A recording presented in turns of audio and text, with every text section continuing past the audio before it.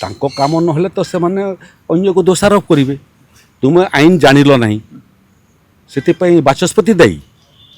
दलर हुईप्र अवमानर विषय यहाँ दलर हुईप कहले बहुत समय आपणकर सरकारी दल एवं विरोधी दल हुईप जारी करथांती जो हुईप बल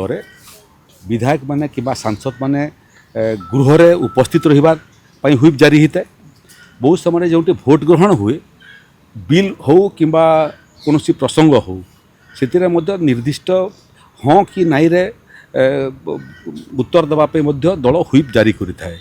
राज्यसभा इलेक्शन रे मध्य सरकारी दल विरोधी दल समस्ते हुईप जारी करि थांती किंतु विरोधी दल गोटे कथा बुझी पारु नाहंती जे हुईपटा जो माने दलर सदस्य सेमानक प्रति लागू हुए तुम दलरू ताको बहिष्कार कर दलरू निलंबन कर एवं भोट देला समय से तुम दलर सदस्य ही नथिबो तापई किमिति से हुईप अवमानना रो परिधि भीतर को आसीबो। तेणु मते लगुच एमानकर आउ थे पाठ पढ़ार आवश्यकता अच्छी हुईप कौन एंटी डिफेक्शन लॉ कौन एवं क्यों मान विरुद्ध रे हुईप अवमानना व्यवहार करा जाई पारिबो से बाबद पुनर्अध्ययन एवं पुनर्चिंतन करने विरोधी दलर आवश्यकता अच्छी ना आरआई अमीन परीक्षा ये नीट परीक्षा कारण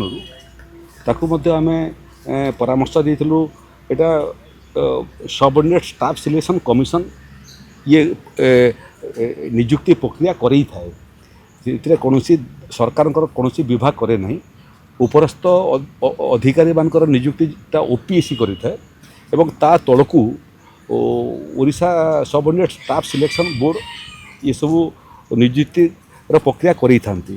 तेणु एबे नीट परीक्षा कारण जोटा 20 तारिख रे हेबाकु थिला आरआई अमीन परीक्षा ताकू 28 तारिख पर्यंत घुंचे दि जाइए एवं